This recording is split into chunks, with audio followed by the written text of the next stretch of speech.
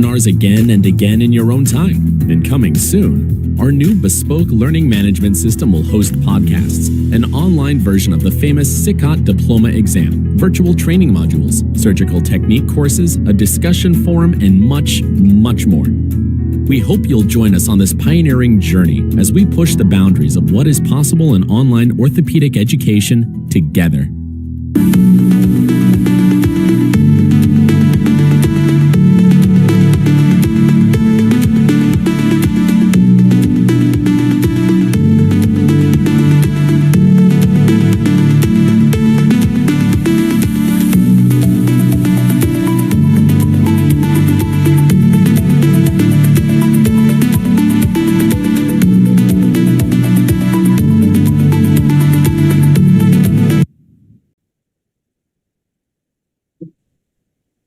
Good morning, good afternoon, and good evening, ladies and gentlemen. Welcome to the SICOT Pioneer Webinar Series. I'm Dr. Margaret Fucs from Hong Kong, Chair of the SICOT Education Academy. Before introducing today's chair and faculty, I would like to share some background of the SICOT Pioneer Initiative. SICOT Pioneer is part of the SICOT Education Virtual Platform, which launched in June 2020. Since its inception, we have organized over 109 webinars and 7 tete-a-tete sessions. To date, the platform has garnered over 50,000 live views and just under 90,000 on-demand views. We are also proud to have a Pioneer Fan Club of over 11,000 members. If you'd like to explore our previous webinars and other education activities, please visit the SICOT website at www.sicot.org.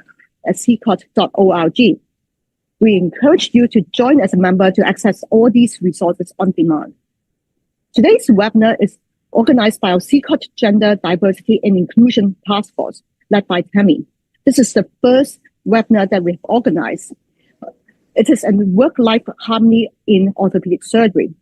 Our moderators are Tammy from Nigeria, as well as Tatiana from Brazil, who is also a SICOT Orthopedic Rehabilitation Committee Vice Chair. So without further ado, I will now hand over to Tammy to begin the sessions and introduce all our faculties. Thank you, Tammy, and enjoyed the sessions. Thank you, Margaret. Good morning, good afternoon, and good evening, everyone. A very warm welcome to the very first SICOT Pioneer webinar for the year 2026. As Margaret duly mentioned, it's also the very first webinar by the SICOT Gender Diversity and Inclusion Task Force. I'm Temiloluwa Olufemi, an arthroplasty and trauma surgeon from Lagos, Nigeria. I'm also the inaugural chair of the SICOT Gender Diversity and Inclusion Task Force. With me co-chairing this session today is Tatiana Guerschman, a pediatric orthopedic surgeon from Brazil and a member of the task force as well. I'm very thrilled to see so many of us online today joining the webinar. And I think that's because we all feel this. We feel the tug of war between professional demands and personal life. Back in the day, a 50-50 balance was proposed between these two.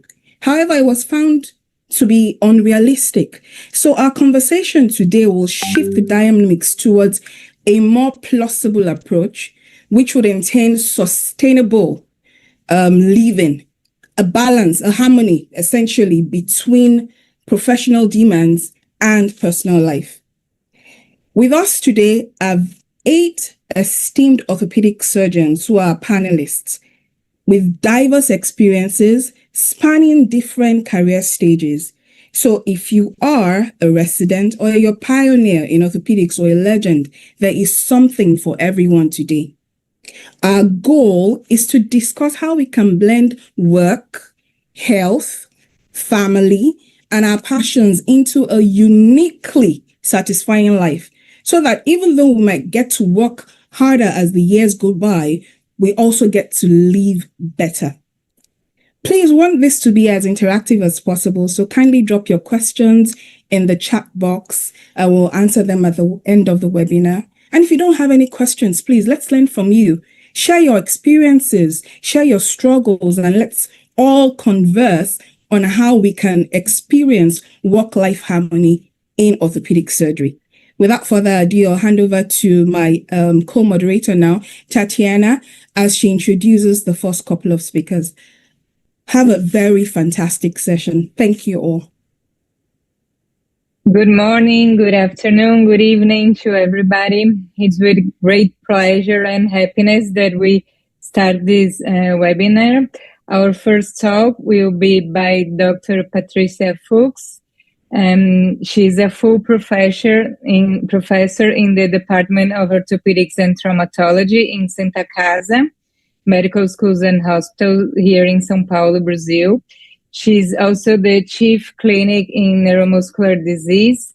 She's the past president of SBOT, our national Brazilian orthopedic society. And she's also the first woman to have that position.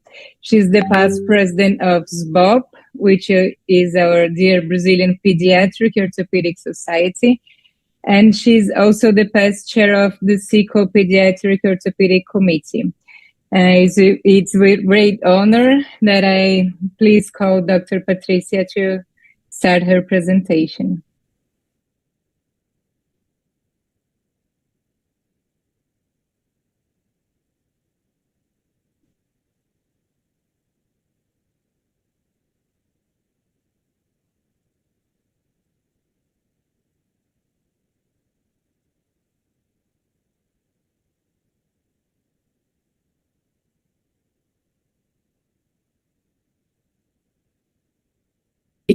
The audio on.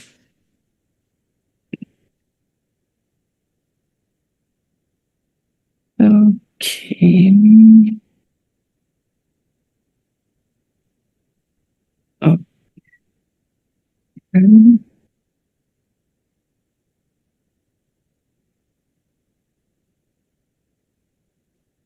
Can you see my screen?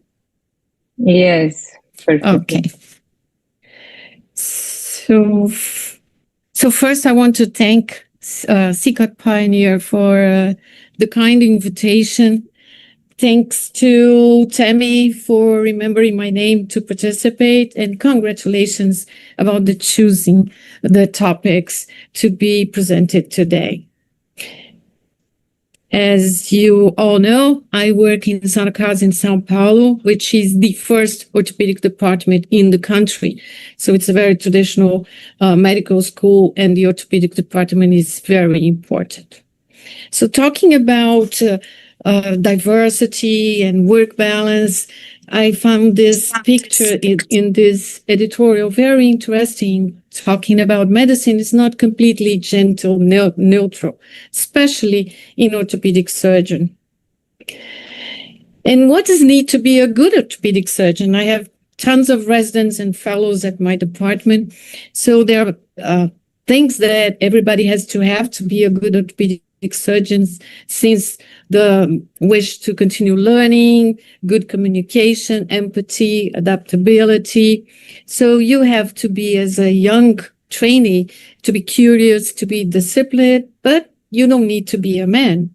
As we can see here, the group of the female surgeons at the department last Christmas breakfast. So in Brazil, we have among our national society, a little over 13,000 members with state office, commissions, and committees. And now we have a little over 1,000 female members. And I think everybody is struggling to work nowadays, not only the female members. But many things are being told about women in orthopedics, and all the papers published since 2020 talking about the barriers and possible solutions for all. And of course, there's a small number of female orthopedics, and I do believe we're not going to be the majority in this century. But there is a lack of encouragement and the value about diversity in our world of orthopedics, and many solutions were created to improve this non-diversity. And also there is this editorial published in BJJ last year talking about why very few medical students choose orthopedic field. It's lack of diversity, and of course the poor work-life balance, which I think calls the attention to everybody. So the key challenges for women, and not just for the women, but especially, is to find work balance. We are always between the two main branches, which is work and family. And if you look, there is no balance, especially in orthopedics, because everything happens at the same time. You create your family, doing your training years, and you start building your career all at the same time. And the key challenges and the realities are different things in this world. So many of the topics will be talked later for the next speakers about burnout and family planning and the work culture in the orthopedic field. But it's a hard game. And there are many strategies also already published about the diversity, about female in orthopedics. But it's easy to know that we have a strategy, but it's hard to make it happen. But despite this high-pressure environment, many women successfully manage to maintain a good work-life balance. So this is the last paper that is still in press from the Journal of the Pediatric Orthopedic Society of North America, calling attention about the importance of the mentorship. And here is a picture, me and one of my residents at the department. So I think this should be encouraged in any place that we have female in training. So the question is, what is needed to be a good orthopedic surgeon and find harmony in your life? So, of course, first you need to realize that you need help. Nobody can do anything alone in this lifetime. So we first have to have family support. I have plenty of support from my parents, my husband, and then my daughter, and now I have a granddaughter. And in the work part of my life, I value a lot my mentors, Dr. Carvalho Pinto, Dr. J. Kumar, and there's colleagues. And as the Beatles already wrote, I got by, but with a lot of help from my friends. Second, you have to find your way. Takes a lot of hard work, sweat and tears. But that's why life makes us multitasking people, because we are always running around priorities. Sometimes it's work, sometimes it's family, and try to find the balance. And in the way, there will be good times, bad times, but usually rough times. And it's a long way since I started my graduation at medical school and all my academic career until I got the full professorship. And in the other side, I have a family, I got married, I have my daughter, and then I start joining the societies. But what we call a lot of attention was when I was elected president of SBOT, because SBOT was avant-garde in our orthopedic society, at least in the Americas, to have the first female president, which shows that culture is slowly changing. So the lessons that I learned in the way is that everything is possible. You need to have passion in the way. You need to be excellent in your tasks. Be generous and kind with patients, family, colleagues, and value family, mentors, friends, and colleagues. And is there any recipe to find life harmony? I think it's a construction, like the old bricks from my building in our hospital. You have every brick matters. So you have to build your life. Sometimes as a woman, you feel a better ortho. Sometimes you feel a better mom, wife, and daughter. And sometimes you feel bad of being nothing good at all. But remember that doubts are there with us all the time. And you live and have to manage them. And then you will find a work balance harmony. And there is a light that comes with time and maturity. The priorities changed as careers is established. You know your place. Your needs and family needs changed. There's no children, but there's now aging. And it's time to look back and see what you have done and hope to leave as an example that is possible to do it all. And in the SBOT, we have another female president-elect, which is good. So At least I started the way. So the take-home message and a little advice for the youngs: find a way where your heart is. Stay strong in your purpose. Ask for help if you need it, whenever you need. Take good care of you to care to somebody else. Be the best you can, because you can do it. And if you want to change your environment, be a part of the changes. You need to participate in your workplace, in your national society, work hard and make a difference. And again, I thank you very much for the invitation. Thank you. Thank you, Dr. Patricia. Very good, very inspiring as always. So thank you so much. So we're moving forward. Our next talk is by Silvia Spinelli. Silvia is an orthopedic oncology surgeon based in Milan, Italy. She's the co-founder of WO Italia, which is the Women Orthopedics Worldwide, and vice president of WO Italia now. She's the founder and past president of Equal Opportunity and Gender Medicine of the Italian Orthopedic and Traumatology Society, the SICOT. So please, Silvia, you can start sharing your presentation. Good morning, dear colleagues. Thank you. Thank you very much for this invitation. I'm very honored to be here talking about this important topic for all of us. Do you see my screen? Yes, we do. Okay, thank you. So, okay.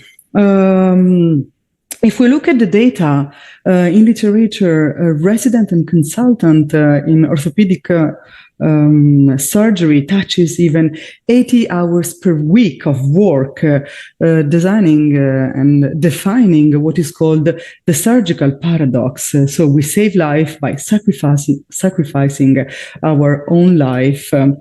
And we all know why, because the theater has a special allure. We live a flow state in which we are psychological, totally immersed, and time disappears.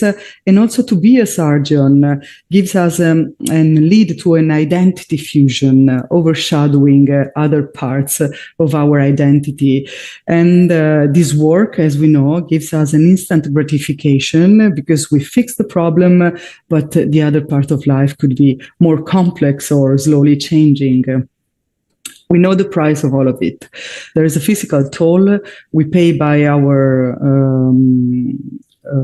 body. So hours fixed. We don't drink. We don't eat enough. There is a surgical bladder that is normalized, and we don't sleep enough to do this for doing this work. And we know that the data shows that the 66% find that they are overemployed. This is a survey on work-life balance based on the Australian orthopedic surgeons, and less than 20% feels that their employment is adequate, and the less percentage that is that find that they are underemployed. But what is strange is that when we have to choose our career and also the employment choice, we don't see too much on the work-life balance. And in this study, just 60% cited as the main factor influencing their choice. On the other hand, what happens in the other part of life? We know that this work has a psychological road. We keep ruminating on difficult case. We bring this case at home, and this led us to an emotional inaccessibility. So we are not very accessible, and this situation has relationship costs very high, in a higher rate of divorce. Further presentation, we will talk about the burnout spectrum that is the most dangerous part of our career, maybe. But also, I would like to underline the impact on patient safety and what is described as the fatigue paradox. So if we spend too much time in the OR, we reduce the quality of the care delivered in terms of erosion of empathy, So to see and cure patient became a mechanical work, and of course, medical errors. I would like to show the data of the SICOT and women in surgery based on the female orthopedic surgeon, 289 responders published in our journal, in which they were equally distributed geographically in north and center in Italy. The majority came from the public hospital and public university. And the family situation were equally distributed among single, cohabitant, and married. And the family plans based on the children, the majority of the female surgeons says they don't have children, but would like to have them in the future. And the dimension of the future when we became orthopedic surgeon is very important because the average of the first child is very high, 33 years old. The majority of them would have liked to have more children. And because of the job, the first birth was delayed. And even if the partner is not a doctor and the employment load was less or the same, the majority care responsibility were still on their shoulder for children's and also for the house. If we ask what is your main or the biggest source of satisfaction, the first is still to help patient, and the second is something really surgical, that is the surgical gesture. In conclusion, the work-life balance in orthopedic is crucial for surgeon, but also has an impact for patient safety and quality care delivered. It is a cultural, but also a systemic change. Promoting health work-life balance is the most effective way also to attract surgeons in the hospital and in our specialties. I would like to invite every one of you to our first international WOW meeting that will be held in Verona. Me and Elena will be the local president and Dan Laporte the international president. So please join us. Come to Verona. We will have a great time and send your abstract. Thank you very much.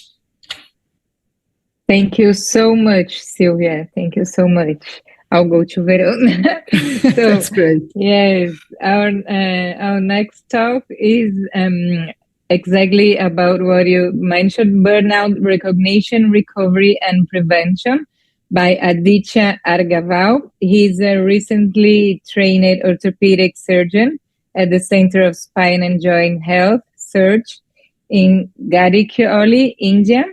And his work focused on orthopedic surgery while engaging in broader questions of public health and access to care in rural and tribal populations. Please, Aditya, could you, we already seen your screen, so you can start talking. Thank you.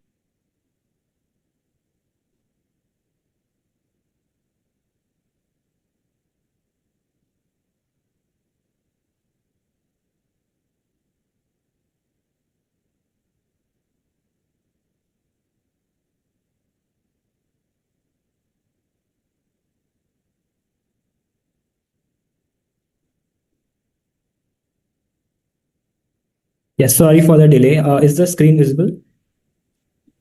It was before, and now we hear you, but we don't see your screen.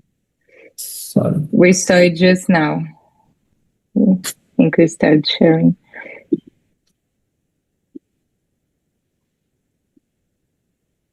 Now, yes, now it's good.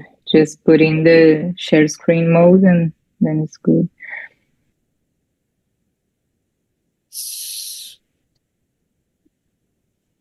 The presentation mode. Yep. Sorry for the delay. Yes, perfect. Thank you.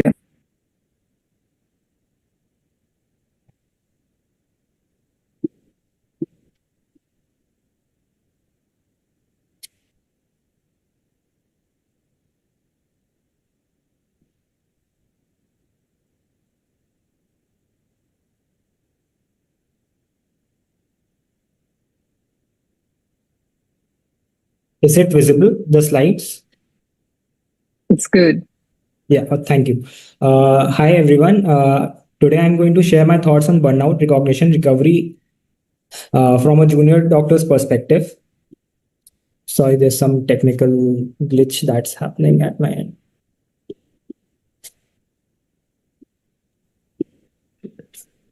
Shall we have Sufyan run the presentation?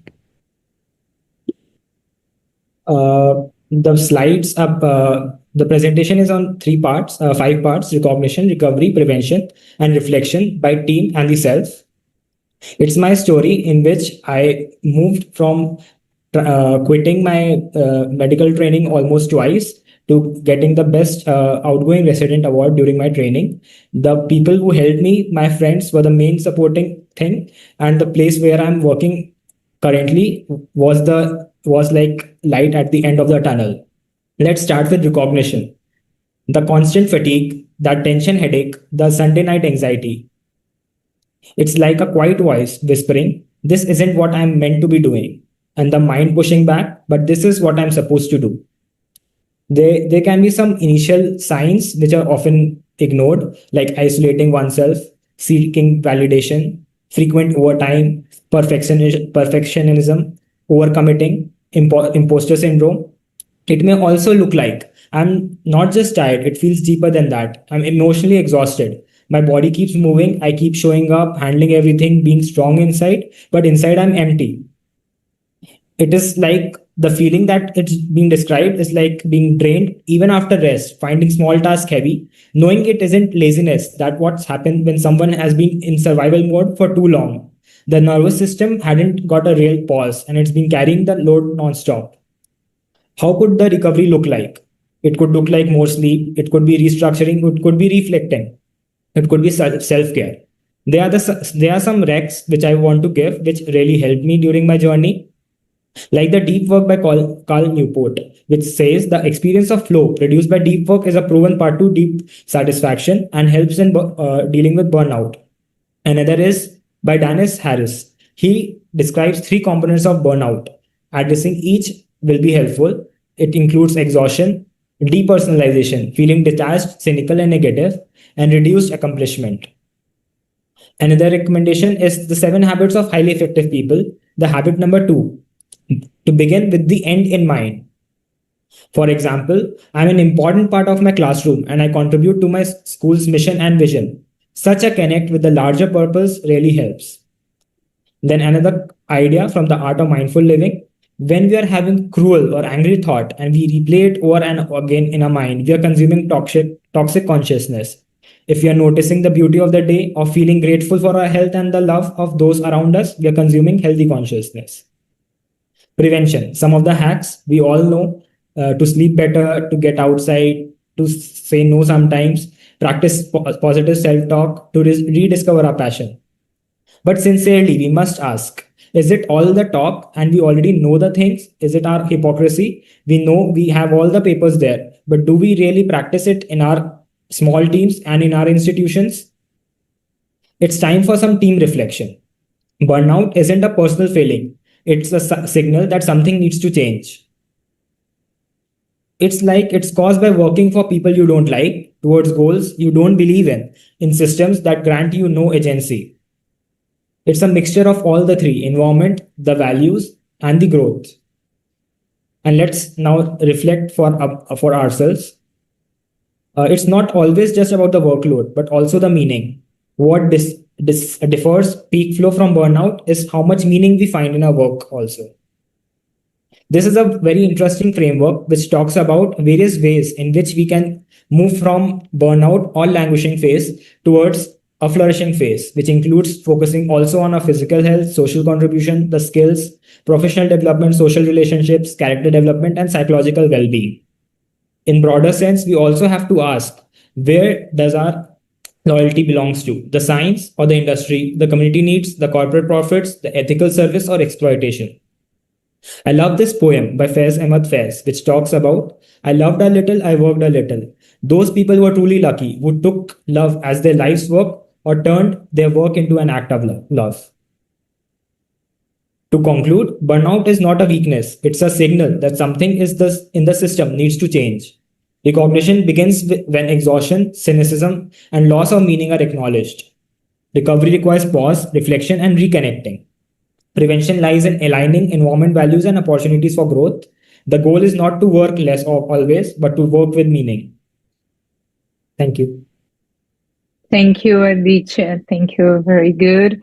Yeah, we see burnout is not only for recently trained, but for everyone. So very good, very important.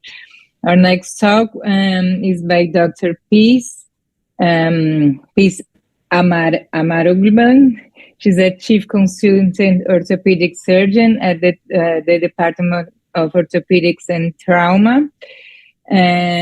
She's a pediatric orthopedic surgeon at the Federal Medicine Center in Umuahia, Nigeria. She's a former HOD, accident and emergency consultant.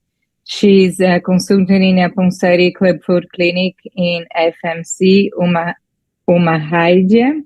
She's a senior lecturer at the Gregory University in Uturu, Nigeria, CEO of the Strange Child Foundation, branch chairman, Nigerian Red Cross Society, Abia State, Nigeria. She has 2 children, and she's the chairman of the Child Evangelism Fellowship, CAF, in Abia State branch. It's with great honor that we welcome Dr. Peace. Please go ahead.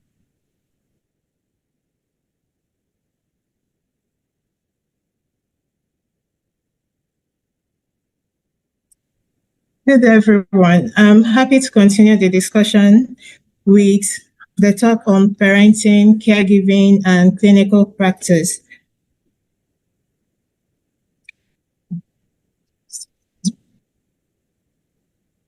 Can you see my slide? Yes, we can. We just need it on the presentation mode, but we can see it. Thank you.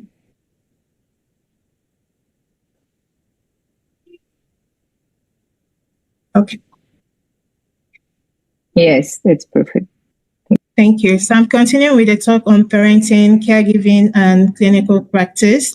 And I would say that parenting and caregiving are just like nurturing a seed. The child is the seed, and you want to nurture this seed to become a mature plant that is beneficial to everyone. So parenting was defined by the Cambridge Dictionary as the raising of children and all the responsibilities and activities that are involved in it. And it actually entails a lot of caregiving. It has burdens and benefits, and it could actually be a lot of stress. And when Aditya thought about question where we should have our loyalty, I think he forgot to add family to it, because for the woman, the family commitment is something everybody looks forward that you have, and you also have to consider that loyalty. So the goal of parenting is to produce independent adults, and for you to do this very well, you need an attitude of unconditional love. And Zig Ziglar, talking about parenting, said that children would spell love as T-I-M-E, time. And time is something that, as orthopedic surgeons, we are always hard-pressed with. Regarding residency, people have different ways that they look at it. Some would say it's stressful. We all know it can be quite stressful with the constant demands and stressful hours. The work-life balance can feel nearly impossible during residency. I mean, the long hours can be sometimes unpredictable. You have to study, and that could leave little time for both the family, the friends, and even your self-care. It breaks some people, and many people remain broken after that. For me, I would say that while residency might be stressful, we do not need to lose our lives. We've talked about burnt out. We don't need to lose our lives while learning the skills, because we need a life to practice the skills that we are learning. And for us to achieve some sort of balance, we need a lot of planning and organization. And these two are always competing. So sharing a bit from my experience, because I started residency when my children were just toddlers. I have two. I realized that I needed a plan that worked for me. I needed to consider what type of home that I wanted. Of course, we want children that would mature into independent adults. You don't want children that will grow up depending on you all the time. And in my part of the world, when they look at the woman, they don't consider you successful if you don't have a successful home. So caring for the children tends to be a woman's job. So you add that to every other thing that you do. And you also consider what type of practice you would want to have. Of course, the excellent practice is something we all look forward to and something that makes sense when we have it. We need a lot of support. You can't overemphasize that. You need the support of friends, the support of your colleagues. But I would say that the home support is the most important. If you don't have support at home, and with the children, if you are a parent, it could actually be very difficult. That support may not just be from the spouse, it could be from parents. And one of the books I read then on parenting, it's a book by James Dobson, The Focus on the Family. He said the grandparents are the best to help with childcare. So during my residency, my mom helped me a lot with taking care of the children, and that was a blessing that I can't underestimate. And you also have to adapt your work and study plan to suit you as much as possible. For me, I learned to work with the children in the evenings, do their homeworks with them, tell them bedtime stories and everything, then sleep when they are going to bed. Just sometimes trying to put them to sleep, I sleep off with them. But I knew I also had to study. So I developed a habit of waking up around midnight to study. Somehow that has been a habit that has refused to leave me many years after residency. I still battle with waking up at midnight and finding something to do, even when I didn't really want to study. You don't have to be pressured. There is so much pressure around us. You don't have to compare yourself with another person. You are not a superman or superwoman. So take it at your own pace. Understand that the best version you can be is the best version of you, not any other person. So find out what works for you and what matters to you. Be diligent. We know we can't afford to be lazy. So be diligent. Don't be accountable for every time that you have and make the most use of every opportunity. And that includes the time to impact and nurture the young ones that you have. You know, children grow quite fast, and the time when it's lost cannot be regained. So I have shared a picture here of my children when I started my core orthopedic residency. You know, in Nigeria, to be an orthopedic resident, you would have completed the first 3 or 4 years in general surgery. So when I started the core orthopedic residency, they were like 4 or 5. And when we finished, they were older than that. And the relationship that I developed with them when they were younger helped us even when they became teenagers. And I would say that your relationship with your children when they become older is a reflection of what they perceived you as a parent when they were younger. So if during their younger years, you did not really have time for them, as teenagers or older children, it would be difficult to develop that relationship. Now my children are adults. In Nigeria, we have this National Youth Service that people have to do on graduation. And this picture here was when they left to do the 1-year service for Nigeria. And I would say in the last 1 year, I spent so much time missing them. They are practically independent. They check in from time to time, and I look forward to that. And I'm happy that I built a relationship with them when I could, because right now it would have been, yes, I have a little more time, but this is not the time to start building relationships. So I have seen different variations that people have. Some complete their family in terms of having children before they start off residency. Some complete their residency before they start having children and raising their families. Some run the two concurrently. And whatever you decide to do, know that it is you. So you have to think of what works well for you. Consider the support system that you have around you and make sure you use this support system very well. Have someone you can talk to when you really feel like down and out. And always bear in mind that children grow very fast, and the relationship that you have built with them at their early age will really be helpful when they are older. So in conclusion, I would say that parenting and caregiving are exciting as much as they are time-consuming and stressful. Combining them with a busy residency training or clinical practice can feel like a life-threatening event, but the end result can be a lot of fun. So you need a plan, you need a good support system. Always remember that children grow quite fast. So build as much memories with them when you can before they grow and you start missing them. Thank you. Thank you, Dr. Peace. Very good. They just grow it so fast. Mine are teenagers now, and it's so fast. So it's very, very strange how it goes. So it's good to build these memories before and everything. So going on, I'll move to Temi. She will introduce our next 4 speakers. So Temi, could you? Thank you, Tatiana. Thank you. It's been such an insightful session so far. Lovely presentations. Thank you to our speakers.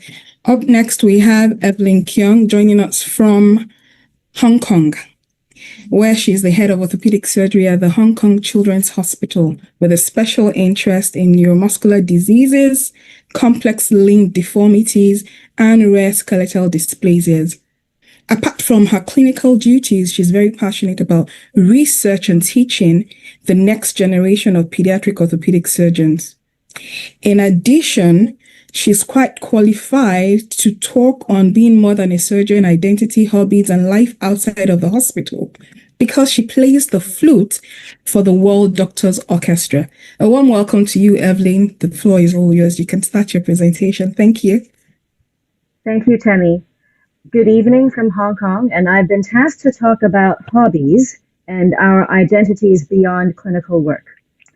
And I'd like to say that we have a pyramid of our hierarchy of needs. And when we talk about hobbies, we always talk about the tip of the pyramid, the things that make us have self-esteem, the things that make us feel like we have a self-actualization.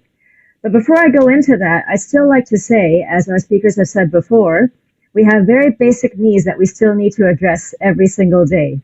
So there are going to be many days like this when you're in your residency or your children are still young. All you can manage in 24 hours is to go to work, make sure your kids have been fed, and then go to sleep, right? And that is not a failure. That is a day where you have met all of your basic physiological needs. And when you get these days or these weeks or sometimes even months where you can't really fit a hobby into it, don't view it as a failure. This is you simply missing all of your basic needs. And even these basic things will have lots of overlap. I'm sure our panelists will know that, yes, you're going to be replying emails while you're rocking your newborn to sleep. You're going to be taking your children to the wards while you're doing ward rounds. You're going to be bringing your children to the meeting on Sunday because it's Sunday and you have no childcare. And so there are going to be many days and weeks like this. But having said that, there are 24 hours in a day, and I would say that if you can squeeze a few minutes, 5 minutes, 10 minutes, anything at all, hobbies are worth having. In the words of William Osler, who is the father of modern medicine, he said that apart from having medicine as your vocation, which is your job, you should also have an avocation, and that is what we call a hobby.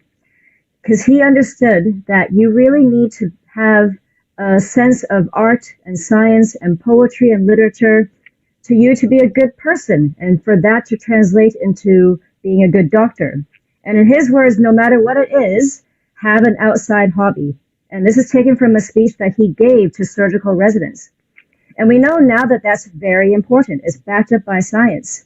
If you take this paper published in 2011, they found that people who had an avocation or a hobby, this is the chart on the left, there's a slight positive correlation with how well they engage with their work. And on the graph on the right, as Aditya already mentioned, the more engaged you feel with your work and the more meaningful you find it, there is less correlation with being burned out. Obviously, these are correlations and not causations, but there is something there. The fact that you have a hobby in your spare time, just for a few minutes a day, means that you feel more engaged with your work and find it more meaningful. So the elephant in the room is, well, what hobby do I have, Evelyn Kuong? And so as Temi already mentioned,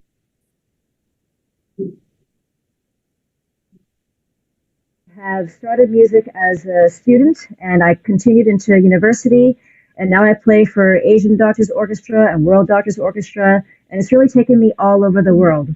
And when people ask me why I play music, well, it's really my happy place where I retreat and I think about something else that's not medicine.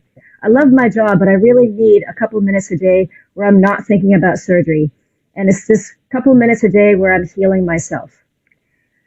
Of course, the basic question would be, who has the time to do all this? And how do you have the time to do all this, Evelyn? Well, these photos look really neat, but in honesty, this only happens about 2 to 3 times a year. The other 360 days a year are very boring. Remember, a hobby is for yourself. It's not for show. It's not for anybody else. There's no presentation to anybody else at the end of the day. This is time you spend for yourself.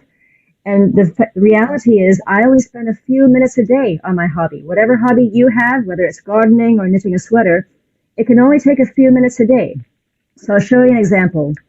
I had to learn to play Shostakovich Symphony No. 5 in January. I had never played it before, and so I had to learn it from scratch. And so every day I spent 5 minutes on it. I would spend 5 minutes playing those 5 bars and practice it, make sure I could play it. The next 2 lines were a bit more difficult, so I had to spend 2 weeks on this, 5 minutes every day, so I could play it. And the last couple of notes were very difficult for me, and I think I spent a whole month on just these 2 bars. But my point is, your hobby is not going to take up a lot of time. You simply can't. There are only 24 hours in a day, but this is 5 minutes to yourself where you clear your head and you think about something else apart from surgery.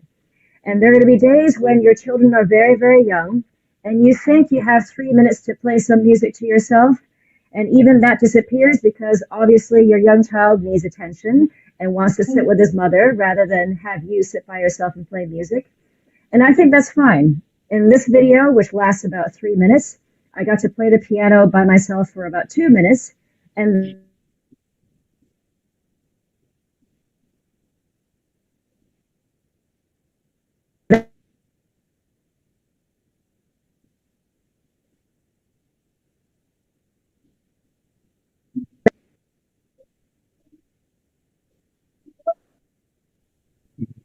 you are rested, you are happy. And you are a better daughter, and you are a better mother. And many of us are in the sandwich generation in which we have elderly parents and we have young children. And you can only do that if you are the best version of yourself, which is rested and calm and happy. And remember all those things that I talked about how you have to practice something, you have to practice a craft when you have a hobby. All of those attributes also spill over to you being a surgeon. You have to be rested and be inquisitive to be a surgeon, to educate the next generation of surgeons, and to be a lifelong learner and to attend SICOT meetings, right? And finally, I truly believe that having a hobby, being in touch with an art or poetry or science, makes you a better doctor and makes you more empathetic and compassionate. This is one of my patients who was turned away from other orthopedic surgeons who refused to correct the deformity in her forearm because it was her non-dominant hand. And she said, actually, I really want it corrected because I'm learning to play the cello and I can't hold the cello properly. And apparently I was the only surgeon who understood why this was distressing to her. And we did the osteotomy for her, and now she's very, very happy. So in conclusion, don't overstretch yourself either. There really are only 24 hours a day, and there are very basic needs that we need to attend to first. Don't burn yourself out by trying too much. But if you have a couple minutes a day, just 5 or 10 minutes, have a hobby because there is a positive correlation to how well you respond to your work. And all those things that you cultivate from having a hobby, the practicing, the resilience, the patience, it carries over to being a better surgeon and a better doctor. Thank you.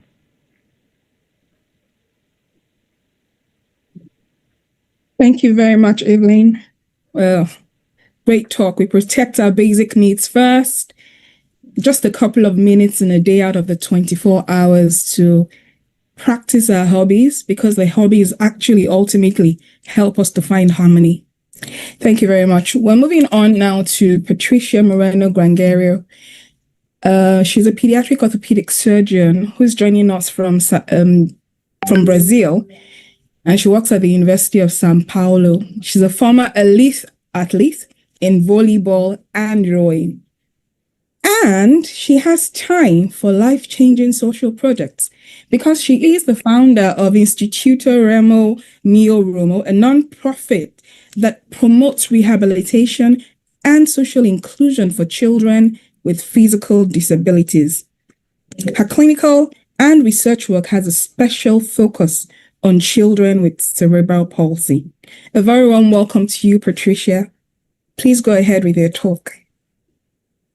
Thank you. I'm presenting from my computer.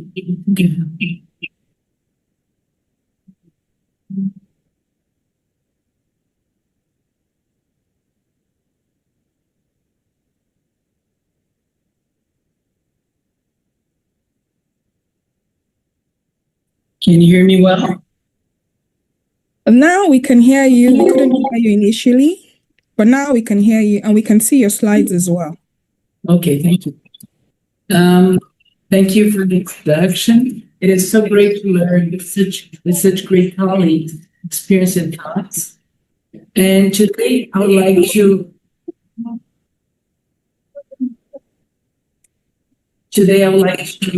reflect on this question. Is there any time for life-changing social projects in the middle of a demanding career and busy life? This is my disclaimer. Well, throughout our lives, we're constantly negotiating time.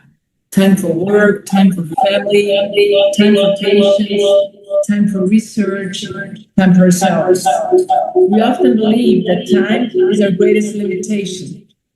But over the years, I began to notice something. Outcomes are not defined by how much time we have, but by who we share it with. So it's not only about time, it's about team. I first learned that in sports. Excuse me to talk a little bit about my background. I was a volleyball player in Brazil and later at the University of Florida while pursuing my medical studies. Volleyball. It's a lot of echo. Yeah, Patricia, there is some echo. If it's possible to either reduce the volume so we can hear you clearly. I think it's because the audio is coming from another device. So we hear you, and then after a while, there's an echo, then we hear you clearly again. Sorry to interrupt you. Okay. How about now? It's still, I think you have you're connected twice, right? Yes, Yeah. And your devices are close to each other. Close one, and then you can just have you with your image, your video. How about now? And now it's better, I think. But is that good? Yes, that's good. Thank you. Mm-hmm. Okay, so I'll keep going on. I come back here. When I was a volleyball player, and really, volleyball is a sport built on teamwork. It depends on trust, communication, and shared responsibility. And in my case, sport was very important and taught me discipline, resilience, and the sense of purpose. And then later, I was a rower. I rowed for the national team, and I became a South American rowing champion. And at the same time, in my career in orthopedics, I continued to evolve, going through fellowships, international collaborations, and study groups around the world. And through rowing, I learned something even deeper, that performance is not determined by individual strengths, but by collective efficiency. So this is just an illustration, but you can see that a boat moves efficiently only when everyone moves together in the same direction, with the same rhythm and a shared purpose. So in those years that I was rowing, my days often started very early And I would go from the training, a rowing course to the hospital to care for children with physical disabilities. And one day, I started asking these kids one simple question: do you like or do you practice any sport? And most of them would say no. And again, the answer is always the same: no. Not because they didn't want to, not because they couldn't, but because the opportunity was not there. They had therapy appointments, surgeries, but no opportunity for sport, for participation, for belonging. So when I met Diogo, he was 14 years old. And like many of our patients, they go through surgery, they improve their walking. But I felt that something was missing. So I asked him, would you like to try rowing? And at first he hesitated, but eventually he said yes. And when I saw him rowing, something became very clear to me. Rowing was perfect for these children. It strengthened their bodies, improved balance and coordination, and most importantly, it gave them confidence. That moment made me realize that these children needed more than only medical care. That realization led to the creation of Instituto Remo Meu Rumo. I know it's difficult to say that, but it means rowing my path. This is a nonprofit organization that is dedicated to promote rowing and canoeing for children with disabilities. And, what we witnessed was remarkable. We saw improvements in strength, balance, mobility, but also in confidence, self-esteem, and a true sense of belonging. And since 2013, we have attended more than 1,000 children and adolescents, and they have participated in our program.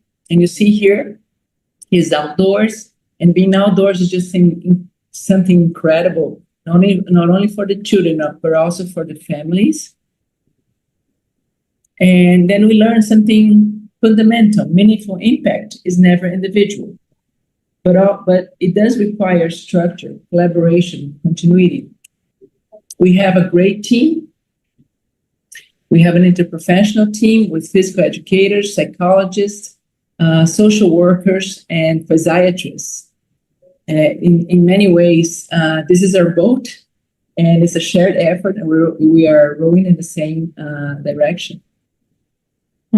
So, because every child deserves the opportunity to participate. In that way, we do the DEI. And also, these children are not only participating, something else started to happen. They start becoming empowered.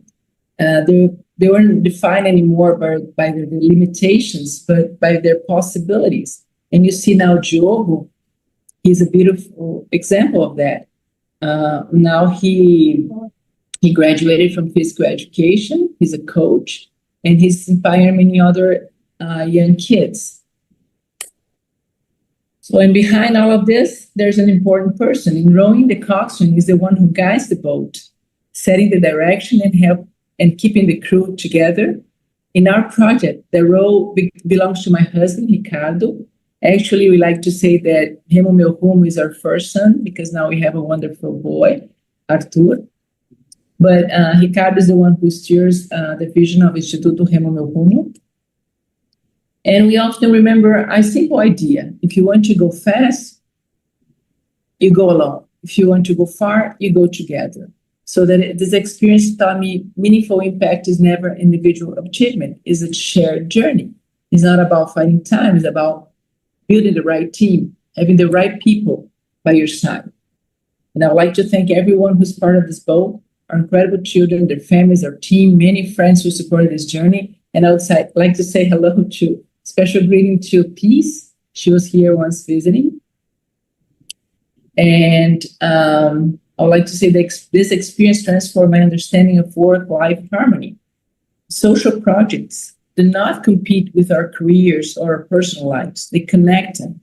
So when purpose, family, profession move in the same direction, work and life become one journey. So this is the take-home messages. So it's not about finding time, it's about building a team. Purpose is a team sport. Work-life harmony happens when purpose, family, and profession grow in the same direction. Social impact is not extra work, it is shared work. So you have the QR code if you want to learn more about Instituto Remo Meu Como. Thank you very much. Wow, thank you so much, Patricia. It builds up on what Evelyn had initially mentioned about you transporting the things that you used to come down on your hobbies, translating them into surgical practice, and now you've taken your own hobbies and translated them into social impact. Very remarkable. I hope to visit you sometime. Rowing my path. Awesome. Now, our next speaker is Hatem Syed. He's well known to all of us. Well, because he's the president-elect of SICOT. I met Hatem in 2013 in Hyderabad at the SICOT conference. And since then, he's been a mentor, he's been a friend, and a very, very strong ally. Thank you so much, Hatem, for all that you do. He is the head of arthroscopy and sports injuries unit at the Asyut University in Egypt. He's the vice president of the Arab Shoulder and Elbow Society. He also is the vice chair of ISHA in the MENA region. Beyond all of these leadership roles, he also is the chairman of the Asyut Child Development Association, which is an NGO working on development initiatives in Upper Egypt. Hatem is a leader par excellence, and he's very active in professional leadership and community development. So he'll be taking his talk on Beyond the Hospital, leadership, advocacy, and social impact. Thank you, Hatem, for joining us. Thank you, Temi. Really happy to be here. Thanks to you and Tatiana for arranging this very nice webinar. I'm enjoying the talks very much, quite impressed by all the speakers from around the world. So, thank you for arranging this excellent webinar. So my talk, what you invited me here to talk about is leadership, advocacy, and social impact. And that's why I thought I'd bring in also not only being related to SICOT, but my role as chairman of the board of ACTA, which is the Asyut Child Development Association.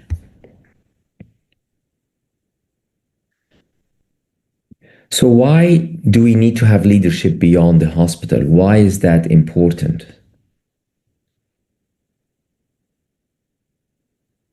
Because healthcare outcomes are not only shaped by what we do inside the hospital, but they're actually shaped by education, policy, and the community structures. These all affect the patients in the peri-hospital admissions. So as surgeons, we have the credibility and expertise to influence these broader systems. So there's a privilege of being a surgeon, actually, because society automatically gives us trust and credibility and gives us a voice in healthcare, so we can actually influence future generations. And with this privilege comes the responsibility that we should be leading outside the hospital too, not only inside. And I see impact can have three levels. First one is micro impact, in which you do as a surgeon, you're influencing the patient, you're improving his quality of life, you're trying to get him back to his normal society and normal life. But there is a bigger way to do it, which is the meso impact, midway. When you start training other doctors and you start becoming involved in your hospital or institution, then your impact is affecting many doctors who in turn affect several patients. So your impact is now being multiplied. But there's even now a macro impact in which, as you have seen, you can start working through professional leadership and affecting the society itself. Then your impact becomes actually multiplied many folds, more than if you're just treating patients directly. So this is the best way to have a bigger impact, is to get involved in things bigger and outside your hospital. So the transition actually from being a surgeon, we all started only obviously as surgeon, we took a lot of time to train, and then we moved on to becoming leaders.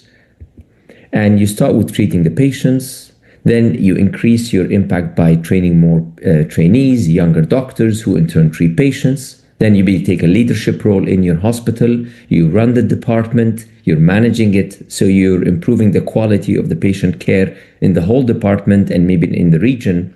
But then, of course, you need to work on the bigger picture, which is influencing the system and the society to really have the huge impact that you would like to have. So advocacy in orthopedics is actually using your professional expertise to improve the healthcare by promoting access to safe surgery, supporting the training and mentorship, supporting equitable access to surgical care, and improving the standards of care globally. So a society like ours, like SICOT, through which you can actually reach that global impact through international education, mentorship across borders, collaboration between regions, and advocacy for safe surgery and better outcomes. This one surgeon or you as a person can actually influence thousands of people. Through training the doctors, influencing them all over the world, you will impact those patients all over the world. So much bigger impact, global impact. But local societies, and I think just as you've seen with Patricia now, also have a big role. And I cite the Astute Child Development Association, which was founded by Professor Galal Saeed in 1991. And I've been the chairman of the board for the last 5 years. Actually, they have big local impact through community engagement. They work on supporting women capacity building, expanding special needs care access, addressing the healthcare gaps in underserved communities, and building sustainable social initiatives. Through these, they're able to improve the peri-hospital social development. So it initially started by working on polio patients, which we had a lot of some time ago, working on braces, but then realized that braces are not enough. You need to actually develop the skills of these special needs patients, and then to development to be able to go into the community and work and earn a living. Then it expanded to work on bigger projects like FGM. They worked on community schools to develop education for actual students who are not able to join the normal pathway. Then further microfinance, and also working on schools for autism. And this is what you can find when you have these local societies, is projects like that. You can see how you can do women empowerment, capacity building for the local community, these community schools, and introducing new teaching styles like the TARL, teaching at the right level, and having overall improvement of the situation of the children. Of course, when you think of these local societies, it's not a charity, but you must progress these charities into a sustainable impact. And for that to happen, you must think of sustainability, strong governance, professional management, long-term strategies, and you also have to know that you're not working alone, and there are many societies actually that can work to help you to reach your goal. And we've actually partnered with many international societies from UNICEF, Terre des Hommes, Save the Children, PLASH, and the GIZ through projects to develop all what you have just seen. Another, I think, institute which a lot of our local Brazilian speakers will know, obviously, is Institute Dara in Brazil, which another doctor realized the same thing. She was treated children with pneumonia, but these children were coming back and back again with the same problem. And she realized that it's not, when you're treating the disease, you're only treating the tip of the iceberg. You need to work on what's behind that and treating the poverty and managing the whole family. And then that's why they developed the Family Action Plan, in which you're working on health, education, improving the income, improving the housing and the citizenship of the whole family. This is how you actually attack the disease, not just treating the final symptom, which is the pneumonia.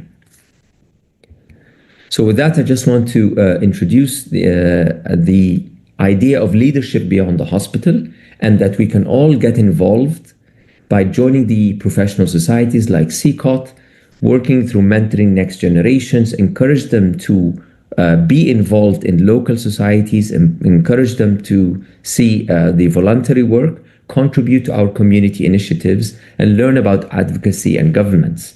because we all learned how to practice surgery in the OR, but it's actually in the society we will practice leadership.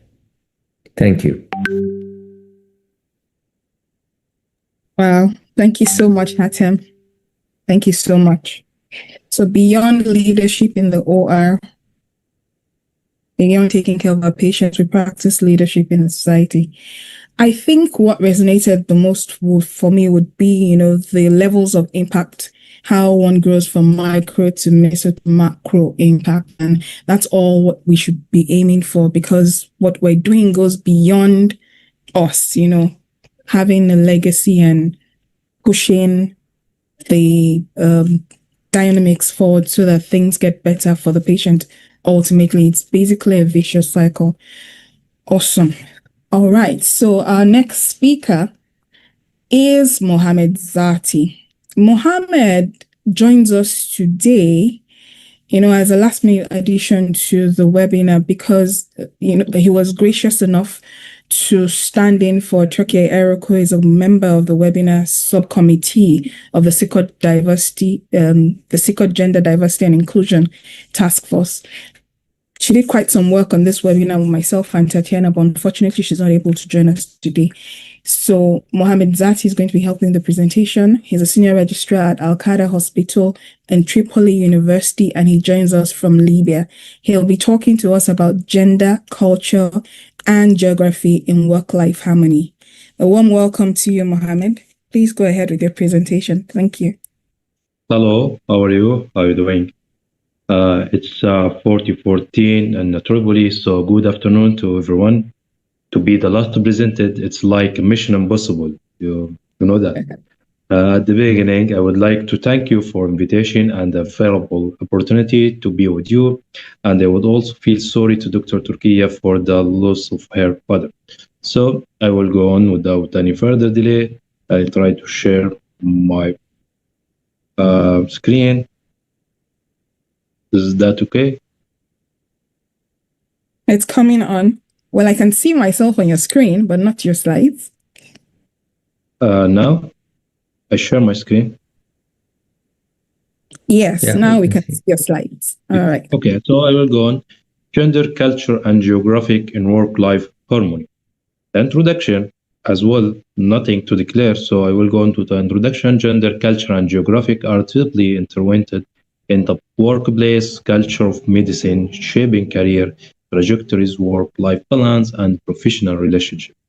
Despite women comprising 67% of the global health and social care workforce, they are often clustered into lower paid, lower state roles within only 25% in senior leadership positions.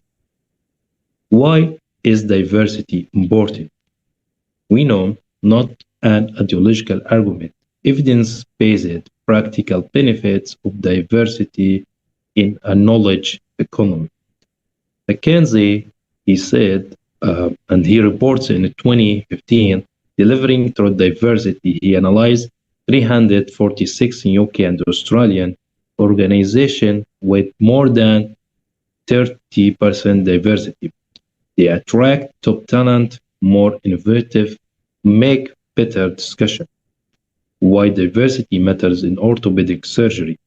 Lack of racial diversity, lack of lived experience to speak to social issues that affect our diversity patient population. So we are missing out in the best and brightest. Risk of losing organization reputation. Lack of diversity, lack of diverse health workforce, it's a lack for healthcare inequity. About the gender, can you see me? Yes. Oh, Yes, yeah. we can see your slides. Yes, please. Okay, so about the gender, you can see here in the European Effort Association, they talk about how many females work in orthopedic in the percentage. So you can see in the Germany, there are 27%, but in the other countries, maybe in like Turkey, there is 1%. When you can see it's only 22 female. In other countries, we're talking about 3 or 2, which is less or more or less in the another general or another branches of medicine. So, in gender diversity and healthcare equity, we like to talk about odds of an orthopedic surgeon recommending total knee arthroplasty to male patient was 22 times that of the female patient. And another article talking about there is underuse of arthroplasty for severe arthritis in both sex, but the degree of the underuse is more than 3 times as great in women as in men. So there is problem with gender and diversity in all medicine branch. Gender diversity in medicine. The patient's female interest die less frequently. That's published in 2017 by GMMA.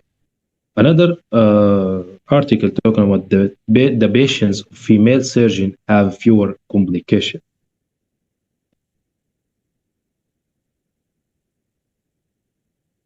Addressing the barriers to diversity, lack of visibility, rule modules, lack of flexibility, unconscious bias in reporting and promotion, lack of mentorship and sponsorship.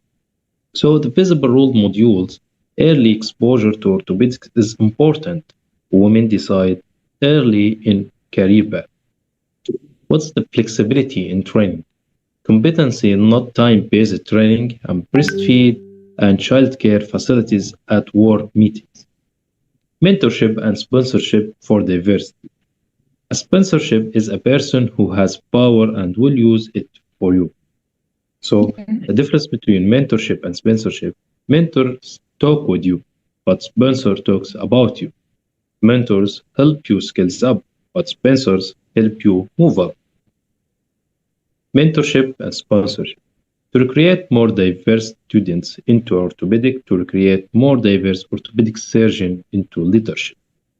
Diversity in orthopedics is important, equity in the healthcare, and you can see why the diversity in the orthopedic is important to make equality and equity to the healthcare.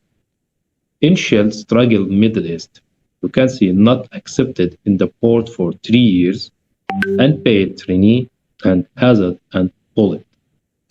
Women in orthopedic, there is a poor data about women in orthopedic in Middle East, but you can see that Saudi Arabia had 145 female in orthopedic, but in other countries like Libya, I think we know between 50 to 20 orthopedic females doctor.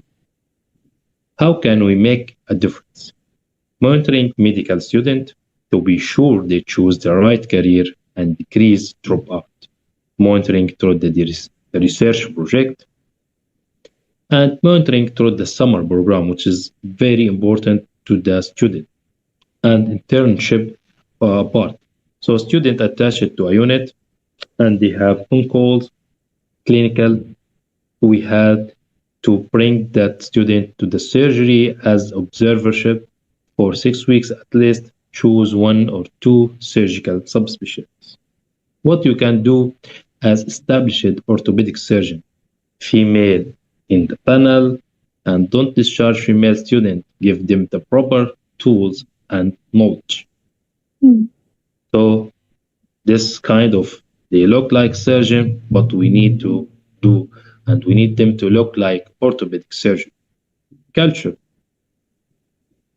Culture influence in the work culture. Social expectation in many cultures, female medical professionals are expected to bear the double burden of professional duties and primary household, child care responsibilities, leading to higher burnout rate. Workplace harassment, a higher percentage of female doctors report experiences insubordination or harassment from both colleagues and patients, rooted in culture view or of gender heritage. Culture and social influence, clinical versus care rules.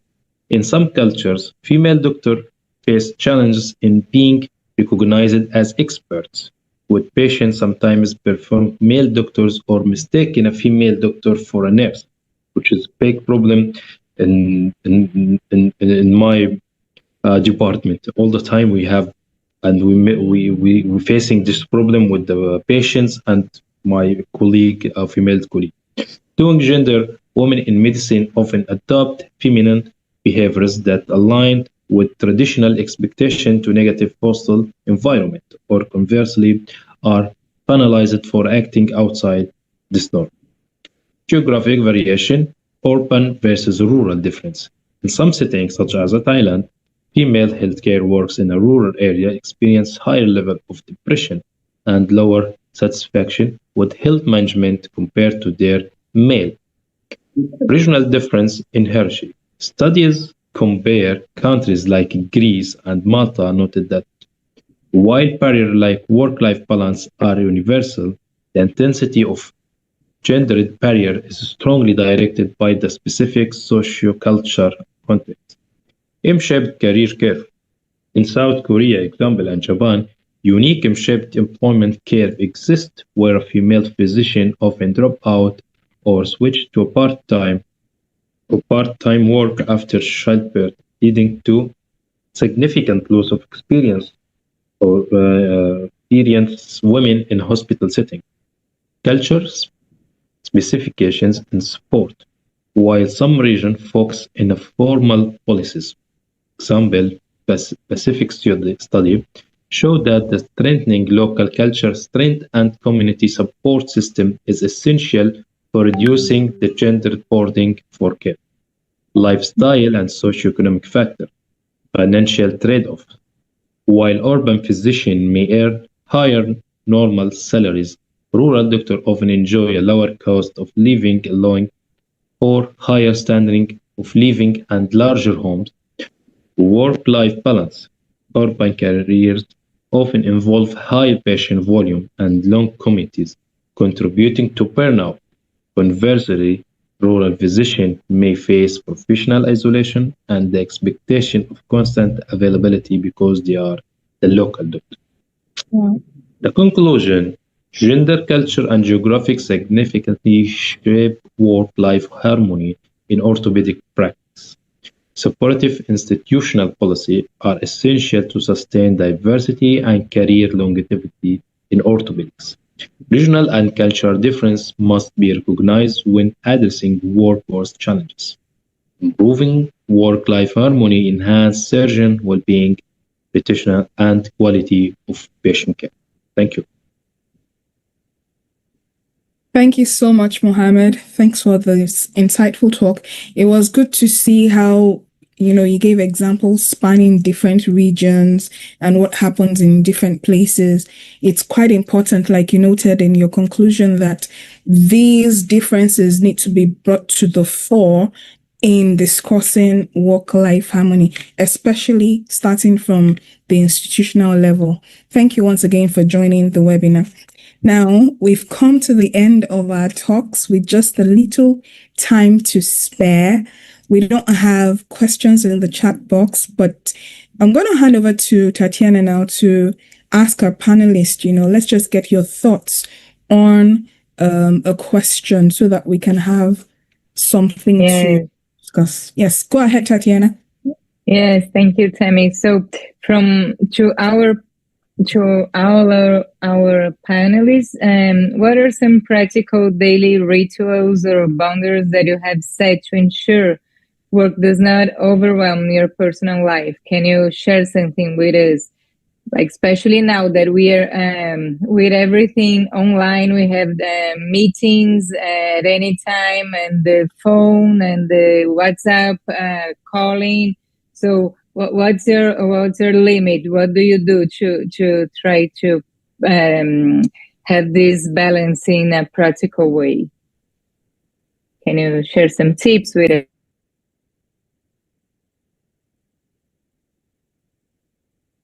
Elena joins us from Wow, Italy. And it'll be great to, okay, so initially, Patricia, Silvia Spinelli had thought she wouldn't be able to make the talk, and Elena was going to help. So Elena is with us. So it's great. Let's have your perspective on that. One or two things you do on a daily basis to just make sure that you don't get overwhelmed. Yes. Thank you. Thank you, Temi. Thank you to everybody. It was a very, very practical and interesting webinar this morning. Morning for me because I'm the new niece at the academy. And I was just thinking that I'm not very good to give you the answer to this question, but probably I know what I should do. So I think we should turn off our phones at 8 o'clock in the evening, and then just look to yourself, look some movie, and then turn off the computer after dinner, because I think do after. And the same with the emails, because our institution, before we had all this network and connectivity in between us. When you finished your work, it was 5, 6, or 8 in the evening. We just turn off, and it was another day, the next day, to take off all the emails, the phone calls, the appointment, or whatever. What it happened today in my life, during the residency, it was the same, and I'm the chief of the resident programs, but it's worse. I don't know why. Probably it's my fault. I loved very much the recipe of Patricia of the balance in between life and work. But more and more institutions are asking for who is the leading the section, the residency program, the work or whatever, to be present 26 hours on 24 hours per day. And they want us to solve everything. Bureaucracy is more and more, and we don't have, you are the surgeon or you do the bureaucracy, and you have to choose. But I think that all of us, we don't love so much bureaucracy, but you have to do it. So this is something that is very difficult to me to hand it. And I'm as a funambule all the day long, and to try to do everything. I love to stay in the theater, but I have all the other things to go over. So I don't have the answer. Please give me the answer. Well, awesome. I don't think there's one answer fits all. That's why we're here. We're all learning from each other. So yes, I've taken from you now. Switch off your phones after 8 p.m. It's a little difficult, but we'll get round to it sometime. Silvia, please go ahead. Your hand is raised. Yes, thank you, Temi. I just want to give my point of view on this webinar and why we're doing this. For me, the great learner of all these webinars like that is to be aware of what is going on in our life. That means in our work. We are studying work-life balance and gender equality because it's a problem and something very specific for orthopedic surgeons and for female orthopedic surgeons, much more for other reasons. And I think that the leaders are involved. We are involved because there is a call to solve this problem. It's not just personal. It's not something that we have to do in our daily life or a trip. That is my point of view. But in order to be aware that our effort and our feeling, the burnout is very important for our life and for patient safety. And so we are all involved to create a thriving plan for orthopedics in the future. So for me, the biggest help in the webinar like this one is to understand and to increase my level of awareness and consciousness. That is not just upon me. That is not just my problem if I feel this way, but we are all working to elevate the level of attention, work-life balance, and patient safety.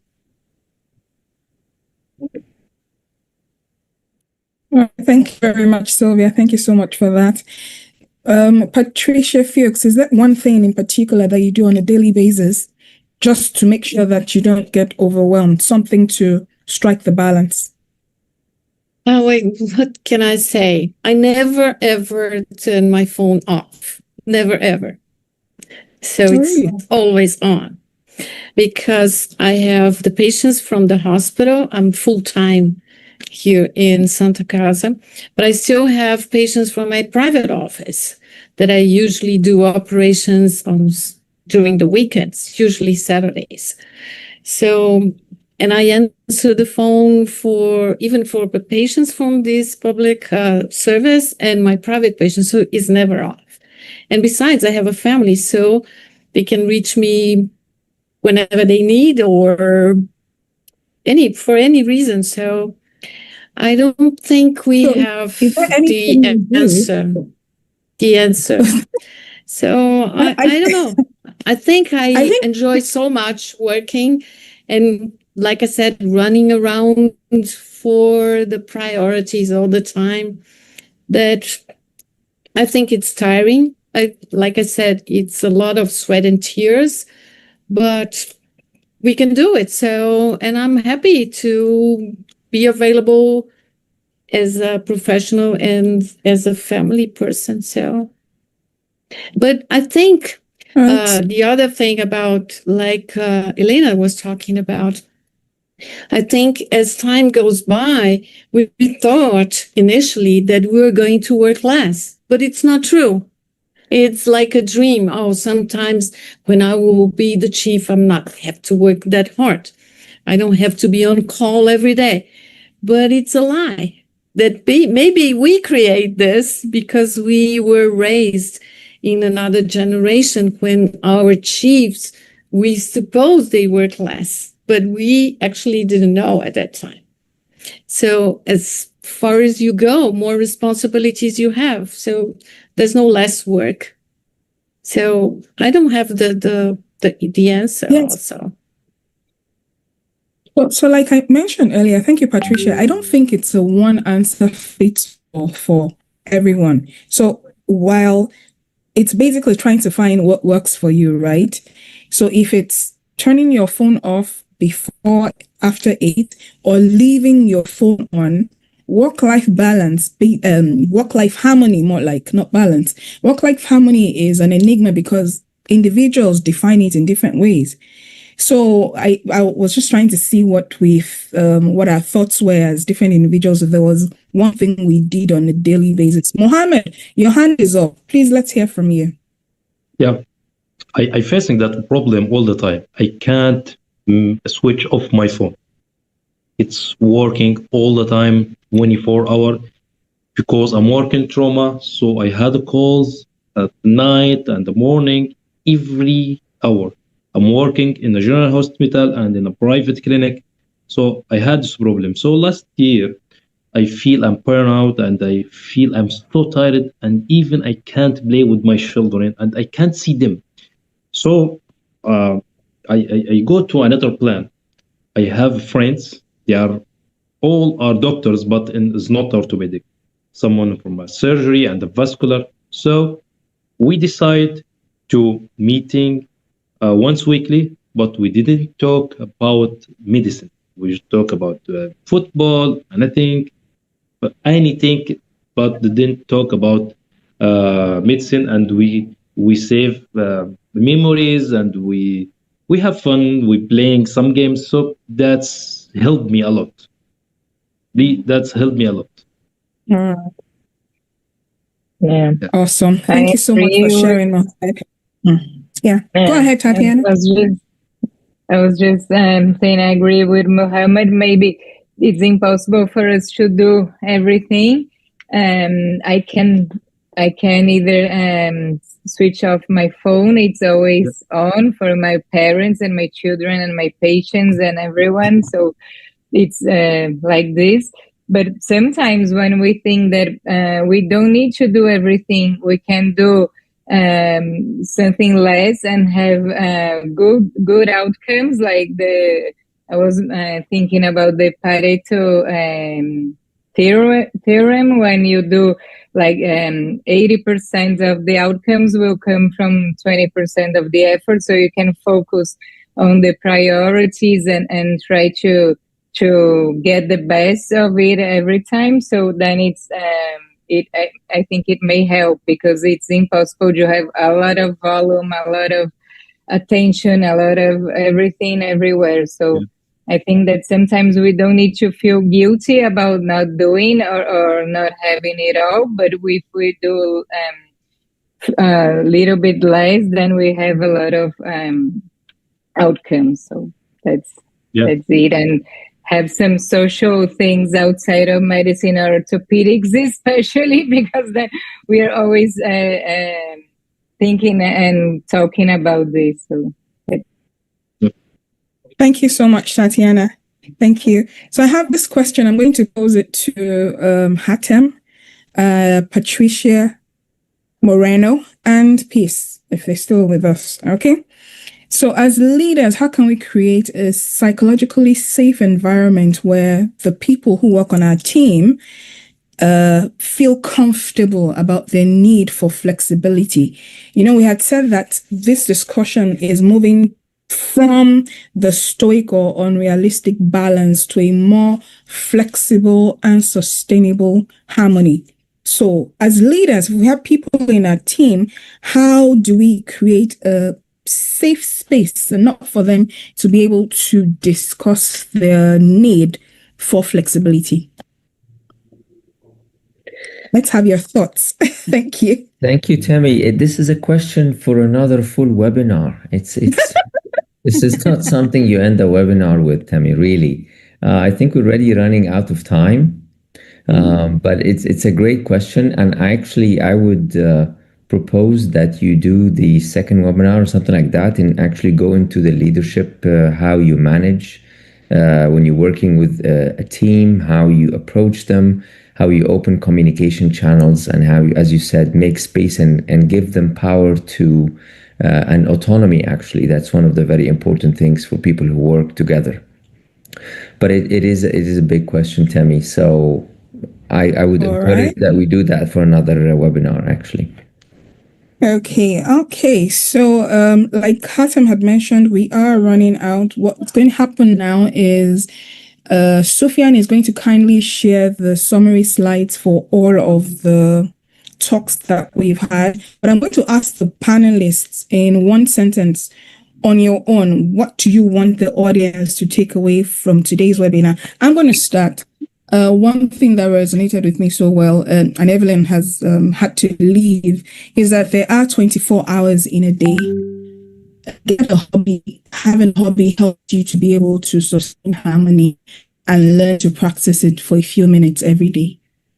So that's my own take-home point. Tatiana, what's yours? I think that teamwork works for the best, like Patricia Moreno showed. I think it's very important to know that you're not by yourself, that you have a backup, and you work better when you're together. So like this webinar was fantastic. I think it was one of the best. That's the teamwork, and then it's everything can be doable and work in harmony. Okay, thank you very much. Patricia Fucs, what's the one thing that you want the audience to leave with? Just one statement, one thing. That is it possible to do as long as you ask for help and take good care of you to care for everybody else, family and patients? That's lovely. That's nice. Thank you very much. Patricia Moreno, one thing. Yeah, I'll take the idea from Peace. You just have to be the best you can be where you are and for your team. I think that's it. Okay, thank you very much. Peace. One thing for the audience. We all need support. So identify the support system around you and make good use of it. Thank you. Yes, and children spell love as time. I love that one as well. That stood out for me. Okay, Aditya, one thing for the audience. Is it still there? All right, Maria Spinelli, one thing for the I'm audience. here. Okay, Aditya, please go ahead. Did you call me? Yes, you can tell us your one statement for the audience after Aditya. Aditya has the floor. Thank you very much, Maria. Silvia, thank you. I think So, go ahead, trainees, the common theme comes that we must take care of ourselves and we must find a side passion which can keep us afloat and find our community, which helps us keep motivated in both in our work and in our professional and social life. All right, thank you very much, Silvia Spinelli. I think my point of view after this webinar is that we are professionists of care. So take care of others and take care of ourselves. Don't forget yourself. Take care of ourselves. Awesome. Mohammed, one thing for our audience from this webinar. Diversity is the secret word for teamwork and for more qualified healthcare. Thank you so much for that. Diversity is all important. And Elena, final words for our audience. Becoming a surgeon, it should be our vision. And the surgeon is the person that is the professional, the woman, the mother, family, and everything in a person. Thank you so very much. A very big thank you to all of the panelists. Thank you, Tatiana, for co-moderating. We welcome you all to the SICOT, 46th SICOT Orthopaedic World Congress, which is going to be holding in Kyoto. Registrations are on.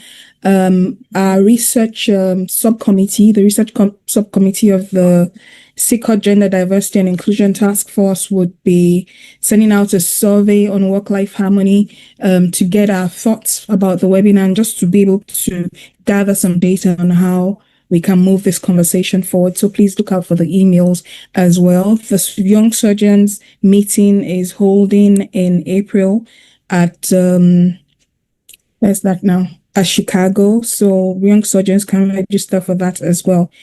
A very big thank you, panelists. Thank you so much for this very honest discussion. Thank you for the insightful session. It's been great working with you all and look forward to working with you very soon. Thank you. All right. Thank you, everybody. Bye-bye. Thank you, everyone. Bye-bye.